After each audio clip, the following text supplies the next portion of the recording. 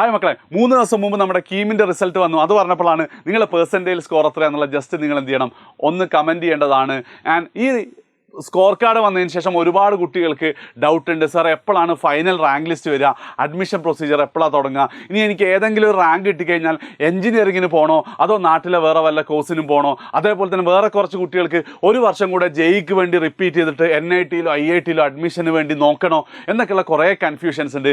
ആ കൺഫ്യൂഷൻസൊക്കെ തീർക്കാൻ വേണ്ടിയിട്ടാണ് ഈ വീഡിയോ. നിങ്ങൾ ഈ വീഡിയോ അവസാനം വരെ കാണാം, ഉറപ്പായിട്ടും നിങ്ങൾക്ക് ഹെൽപ്ഫുൾ ആണെങ്കിൽ എന്തായാലും നിങ്ങൾ ഫ്രണ്ട്സിന് ഷെയർ ചെയ്യണോ. So the video is what next after KEAM 2024 എന്നുള്ളതാണ്.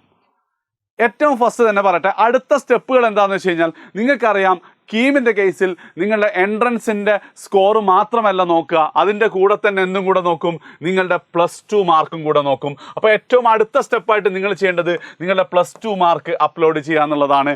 അതിനുശേഷം നിങ്ങളുടെ എൻട്രൻസ് സ്കോറും +2 മാർക്കും പരിഗണിച്ചുകൊണ്ട് എന്ത് ചെയ്യും, നമ്മുടെ എൻജിനീയറിങ്ങിൻ്റെ ഫൈനൽ റാങ്ക് ലിസ്റ്റ് വരും. ആ റാങ്ക് ലിസ്റ്റ് വന്നതിന് ശേഷമാണ് അഡ്മിഷൻ പ്രൊസീജിയറും കാര്യങ്ങളൊക്കെ ഉണ്ടാവുക. അപ്പം ഇപ്പോഴത്തെ പെർസെൻറ്റേജിലും മാത്രമായിരിക്കില്ല നിങ്ങളുടെ റാങ്കിനെ ഡിപ്പെൻഡ് ചെയ്യുക, നിങ്ങളുടെ +2 സ്കോറും കൂടെ എന്ത് ചെയ്യും, നിങ്ങൾക്ക് ഡിപ്പെൻഡ് ചെയ്യും എന്നുള്ളതാണ് ഒന്നാമത്തത്. ഇനി അങ്ങനെ ഒരു റാങ്ക് ലിസ്റ്റ് വന്നു കഴിഞ്ഞാൽ ഏകദേശം എത്ര സീറ്റ് ഉണ്ട് കേരളത്തിൽ എന്ന് ചോദിച്ചു കഴിഞ്ഞാൽ ഏകദേശം 50,000-ഓളം സീറ്റ് ഉണ്ട് എഞ്ചിനീയറിങ്ങിൽ.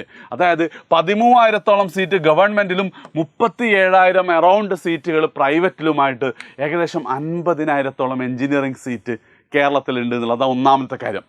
ഇവിടെയാണ് നമ്മളുടെ ഫസ്റ്റ് ചോദ്യം. അതായത് ഏകദേശം 1 ലക്ഷം ആൾക്കാരാണ് എൻട്രൻസ് എഴുതിയത്. അപ്പം അതിൽ പകുതിയോളം ആൾക്കാർക്ക് എന്ത് ചെയ്യാൻ പറ്റും, കേരളത്തിൽ ഏതെങ്കിലും എഞ്ചിനീയറിംഗ് കോളേജ് കിട്ടും. അതായത് നിങ്ങൾ ഇനി എന്താ, ഇനി ഒരു വർഷം നിങ്ങൾ റിപ്പീറ്റ് ചെയ്യില്ല, ഈ വർഷം ഞാൻ ഏതെങ്കിലും കോഴ്സിന് ജോയിൻ ചെയ്യുന്നതാണെങ്കിൽ എൻ്റെ ഒരു ജനറൽ ആയിട്ടുള്ള ആൻസർ എന്ന് പറഞ്ഞു കഴിഞ്ഞാൽ നിങ്ങൾ ബെറ്റർ പോകുന്നത് എൻജിനീയറിങ്ങിന് പോകുന്നതായിരിക്കും നന്നാവുക എന്നുള്ളതാണ്. അതെന്തുകൊണ്ടാണെന്ന് വെച്ച് കഴിഞ്ഞാൽ, അതായത് ആദ്യം നിങ്ങൾ മനസ്സിലാക്കേണ്ടത് എൻജിനീയറിങ്ങിൻ്റെ ആ ഒരു അൾട്രാ പ്രൊഫഷണലിസമൊക്കെ നഷ്ടപ്പെട്ടിട്ടുണ്ട്. അതായത് എൻജിനീയറിംഗ് ഇപ്പോൾ ഒരു ബേസിക് ഡിഗ്രി ആയിട്ട് തന്നെയാണ് കാണുന്നത്. നിങ്ങളെ BSc ഫിസിക്സോ BCom അല്ലെങ്കിൽ എന്താണ് BA ഹിസ്റ്ററിയോ ഒക്കെ പോലെ തന്നെ, അതായത് ഒരു ഡിഗ്രി എന്നുള്ള രീതിയിലാണ് പലപ്പോഴും എൻജിനീയറിങ്ങിനെ കരുതുന്നത്. അത് എൻജിനീയറിങ്ങിൻ്റെ മോശമൊന്നുമല്ല കേട്ടോ. ഇപ്പോൾ ഉദാഹരണത്തിന് കോഴിക്കോട് NIT-ന്ന് BTech മെക്കാനിക്കൽ എൻജിനീയറിംഗ് പഠിച്ച കുട്ടികളെല്ലാവരും എന്താണ് മെക്കാനിക്കൽ എൻജിനീയറിംഗ് ഫീൽഡിലല്ല പോകാറുള്ളത്. കുറേ ആൾക്കാർ എന്ത് ചെയ്യും, സോഫ്റ്റ്വെയർ ഫീൽഡിൽ പോകാറുണ്ട്, കുറേ ആൾക്കാർ എന്താണ് മാർക്കറ്റിംഗ് ഫീൽഡിൽ പോകാറുണ്ട്, കുറേ ആൾക്കാർ സെയിൽസിൽ പോകാറുണ്ട്, കുറേ ആൾക്കാർ ഈവൻ ടീച്ചിങ്ങിൽ പോലും വരാറുണ്ട്. ഇപ്പം NIT-യിൽ BTech പഠിച്ച ഏത് കോഴ്സ് ആയിക്കോട്ടെ, ഒത്തിരി ആൾക്കാർ എന്ത് ചെയ്തിട്ടുണ്ട്, എജ്യൂ പോർട്ടലിൽ ജോയിൻ ചെയ്തിട്ടുണ്ട് ടീച്ചേഴ്സായിട്ട്. മനസ്സിലായില്ല? അപ്പം എൻജിനീയറിംഗ് എന്ന് പറഞ്ഞാൽ ഇഷ്ടമുള്ള ജോലിയിലേക്ക് പോകാനുള്ള ഒരു ബേസിക് റിക്വയർമെൻറ്റ് പോലെയായിട്ട് മാറിയിട്ടുണ്ട്.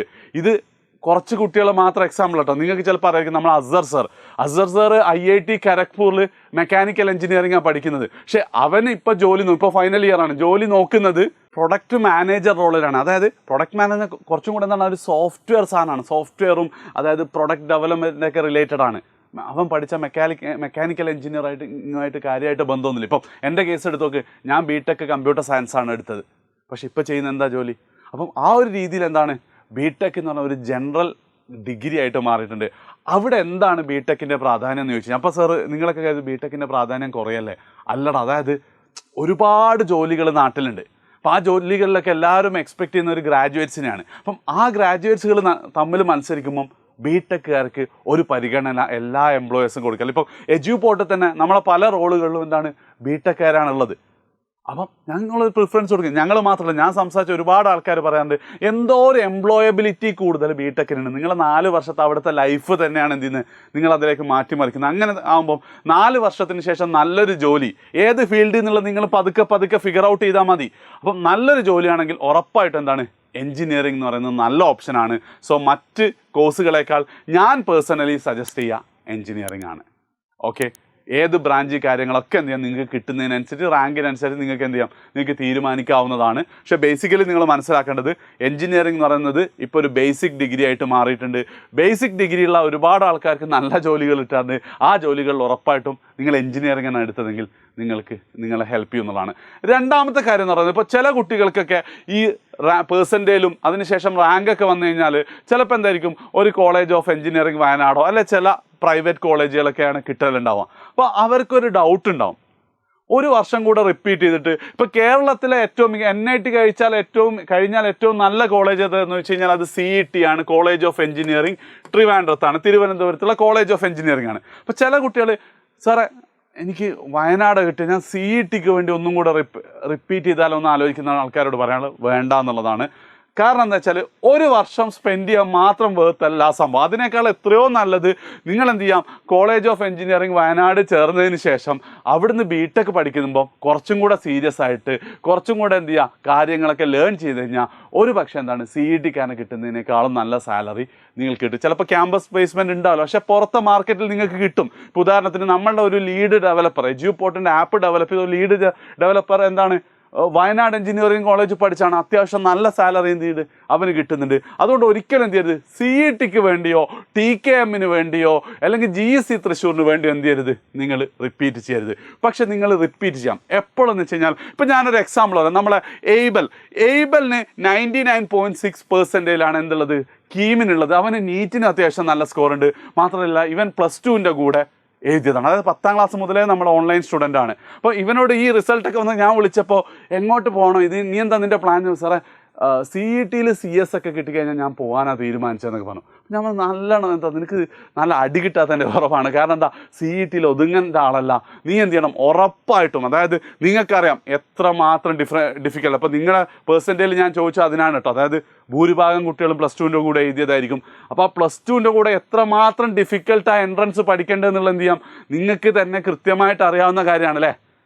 അപ്പം അതിൽ നിങ്ങളൊരു സ്കോർ ചെയ്തിട്ട് നിങ്ങൾക്ക് ഏതെങ്കിലും ഒരു പോയിന്റിൽ തോന്നുകയാണ് ക്ലിയർ ചെയ്യാൻ പറ്റും, ഒരു വർഷം റിപ്പീറ്റ് ചെയ്താലെങ്കിൽ ഉറപ്പായിട്ട് എന്ത് ചെയ്യണം, നിങ്ങൾ ഒരു വർഷം റിപ്പീറ്റ് ചെയ്യുന്നതാണ് നല്ലത്. കാരണം ഞാൻ പറഞ്ഞുതരാം. ഒന്നാമത് നമുക്കറിയാം ഏറ്റവും വലിയ നമ്മളുടെ പ്രയോറിറ്റി എന്ന് പറയുന്നത് എന്താണ്, അത് സാലറി തന്നെയാണ് അല്ലേ. ഇപ്പം ഞാനിതാ 3 കോളേജിൻ്റെ സാലറി കഴിഞ്ഞ 3 വർഷത്തെ 2021, 22, 23 വർഷത്തെ ഈ നീല കളർ CET ആണ്, ഇത് NIT ആണ്, ആൻഡ് ഇത് IIT മദ്രാസ് ആണ്.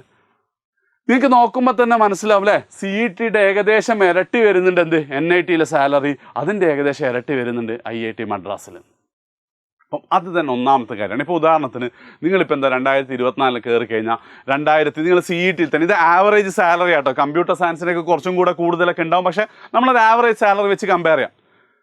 2024 കയറിയ 2028 നിങ്ങൾ CET-യിൽ പാസ്സായി കഴിഞ്ഞാൽ ആ ഒരു ഇത് വെച്ചിട്ട് ഏകദേശം എന്താണ് നിങ്ങൾക്കൊരു 5 ലക്ഷം ആണ് നിങ്ങളുടെ ഇത് മന്ത്ലി അല്ല കേട്ടോ, ഇയർലി CTC ആണ്, ഒരു വർഷം കിട്ടുന്ന സാലറിയാണ്.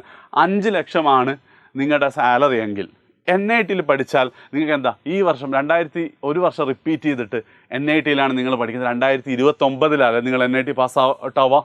2028 നിങ്ങൾക്ക് CET-ൽ 5 ലക്ഷം കിട്ടും. 29-ലും ഏകദേശം 6 ലക്ഷം കിട്ടും. ഒരു 11 ലക്ഷമായിരിക്കും നിങ്ങൾക്ക് 29 കഴിയുമ്പോഴത്തേക്ക് സാലറി കിട്ടാം. ഓക്കെ, നിങ്ങൾ ഒരു വർഷം റിപ്പീറ്റ് ചെയ്തിട്ട് 2029-ൽ NIT-ൽ കയറിയാൽ തന്നെ എന്ത് ചെയ്യും, ഈ 5 ലക്ഷത്തിന് പകരം ഒരു 10 ലക്ഷമൊക്കെ നിങ്ങൾക്ക് ബൈ ഡിഫോൾട്ട് സാലറി കിട്ടും. ഓക്കെ, ഇവിടെ തെറ്റി, ഇത് 6 ലക്ഷം. ഞാൻ ഇൻക്രിമെൻ്റ് ഒക്കെ കൂട്ടി ടോട്ടൽ 11 ആട്ടോ ഉദ്ദേശിച്ചത്. Okay right. അപ്പോൾ എന്താണ് 29-ൽ ഏകദേശം ഒരു 10 ലക്ഷം കിട്ടും. 30 ആകുമ്പോൾ നിങ്ങൾക്ക് 20 ആയിട്ടുണ്ടാകുമ്പോൾ ഇവിടെ ഏതാ ഒരു 16 ഒക്കെ ആയിട്ടുണ്ടാവുള്ളൂ. അപ്പോൾ സാലറി വെച്ച് നോക്കുകയാണെങ്കിൽ ഈ ഒരു വർഷം റിപ്പീറ്റ് ചെയ്ത് നിങ്ങൾക്ക് ഇതിൽ ഒരു രീതിയിലും നഷ്ടമാവില്ല. അതെന്ത് ചെയ്യും, നിങ്ങളുടെ സാലറിയിൽ കിട്ടും. ഇനിയിപ്പോൾ NIT-ക്ക് പകരം IIT ആണെങ്കിൽ എന്താ ഒറ്റയടിക്ക് നിങ്ങൾക്ക് കിട്ടും ഈ 16-17 ലക്ഷം 2029-ൽ തന്നെ നിങ്ങൾക്ക് എന്ത് ചെയ്യാൻ പറ്റും, സാലറി ആയിട്ട് കിട്ടും എന്നുള്ളതാണ് ഫസ്റ്റ് സ്റ്റെപ്പ്. അത് നിങ്ങൾക്ക് ക്ലിയർ ആയില്ല. അതായത് സാലറി വൈസ് നോക്കുകയാണെങ്കിൽ നിങ്ങൾക്ക് കേരളത്തിലെ ഏതെങ്കിലും എഞ്ചിനീയറിംഗ് കോളേജിനേക്കാൾ ഓൾമോസ്റ്റ് ഡബിളും 4 ഇരട്ടിയും സാലറി എന്തുണ്ടാവും. ഡബിൾ NIT-യിലാണെങ്കിൽ ഡബിൾ ഉണ്ടാവും, IIT-കളിലാണ് 4 ഇരട്ടി സാലറി ഉണ്ടാവും. സോ അത് വേർത്താണ് ഒരു വർഷം റിപ്പീറ്റ് ചെയ്യുന്നതിന്. ഒന്നാമത്തെ കാര്യം. രണ്ടാമത്തെ കാര്യം എനിക്ക് നിങ്ങളോട് പറയാനുള്ളത്, നിങ്ങൾക്ക് കിട്ടാൻ പോകുന്ന എക്സ്പോഷറാണ്. അതായത് NIT-യിൽ പഠിച്ചപ്പോൾ ഞാൻ പലപ്പോഴും നിങ്ങളോട് പറഞ്ഞത് എനിക്ക് ഏറ്റവും കൂടുതൽ കിട്ടിയെന്ന് വെച്ചാൽ കുറേ കിടിലൻ ഫ്രണ്ട്സാണ്. ആ ഫ്രണ്ട്സ് ഈ ഫ്രണ്ട്ഷിപ്പ് അല്ല ഉദ്ദേശിച്ചത്, ഞങ്ങൾ അവിടെ സംസാരിക്കുന്ന കാര്യങ്ങളും ഞങ്ങൾ ചിന്തിക്കുന്നതൊക്കെ കുറച്ചും കൂടെ ഹയർ ലെവലായിരുന്നു. അത് ഉറപ്പായിട്ട് എന്ത് ചെയ്തിട്ടുണ്ട്, എജ്യൂപോർട്ടിനൊക്കെ ഈ ഒരു ലെവലിലേക്ക് എത്തിക്കാൻ എന്നെ ഹെൽപ്പ് ചെയ്തിട്ടുണ്ട്.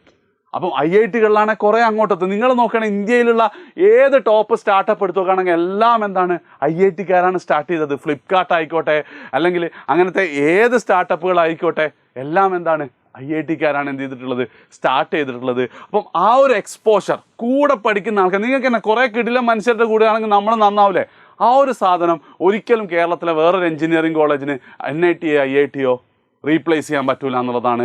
ആൻഡ് മൂന്നാമതായിട്ട് മോസ്റ്റ് ഇമ്പോർട്ടൻറ്റ്, അധികം ആൾക്കാരൊന്നും ശ്രദ്ധിക്കാത്തൊരു കാര്യം, എല്ലാവരും സാലറി എന്നാണ് പറയാം. Job position. അതായത് 2012 ഞാൻ BTech പാസ് ഔട്ടായിട്ട് ഞാൻ വർക്ക് ചെയ്ത കമ്പനിയിൽ ഞാൻ ചെയ്യുന്ന അതേ റോള് കഴിഞ്ഞ 3 വർഷമായിട്ട് 2009 മുതൽ ചെയ്യുന്ന ഒരു ചേട്ടനുണ്ടായിരുന്നു. ആ ചേട്ടന് എൻ്റെ അത്ര സാലറി ഉണ്ടായിരുന്നില്ല. റീസൺ എന്താണെന്ന് വെച്ചാൽ എൻ്റെ ജോബ് പൊസിഷൻ കുറച്ചും കൂടെ ഹയറിലായിട്ടാണ് കൊടുത്തത്. അതായത് ഇപ്പോൾ പല ഇതിലുണ്ട്. ആ കമ്പനിയിൽ എൻ്റെ ഓർമ്മ ശരിയാണെങ്കിൽ P8 ആണ് ഏറ്റവും ലോവസ്റ്റ്, എന്നിട്ടിങ്ങനെ മേലോട്ട് കയറി P1 ആണ് ഏറ്റവും ടോപ്പ് ഇത് പൊസിഷൻ. അപ്പം ഈ ചേട്ടൻ എനിക്ക് തോന്നുന്നത് P7 ഞാൻ P5.